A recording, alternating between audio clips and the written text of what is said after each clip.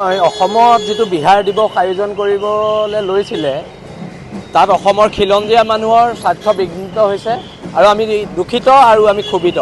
কিন্তু কোনটো জাতীয় সংগঠনৰ প্ৰাক্তন নেতাই ইয়াত উদ্যোগ লৈছিলে সেইটো অসমৰ জনগণে চাই আছে।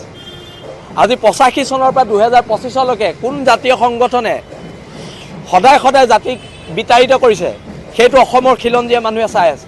এতিয়া কথাটো হ'ল আক্ৰমণ হ'লে প্ৰত্যাক্ৰমণ হ'ব। অসম চৰকাৰক সকীয়াই দিছোঁ, কোনো কাৰণতে বিহাৰী দিৱস পাতিবলৈ দিয়া নহ'ব, বিহাৰ দিৱস পাতিব দিয়া নহ'ব। শিৱসাগৰত যেতিয়া মাৰোৱাৰী প্ৰিমিয়াৰ লীগ পাতিছিলে আমি তেতিয়াই কৈছিলোঁ এদিন ইয়াত বিহাৰ দিৱস হ'ব, এদিন ইয়াত বাংলাদেশী দিৱস হ'ব।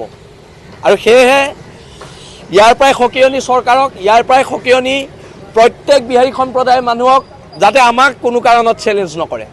যদি চেলেঞ্জ কৰে চেলেঞ্জ একচেপ্ট কৰা হ'ব, তাৰ বাদে আৰু ইয়াত বেলেগ কথা নাই।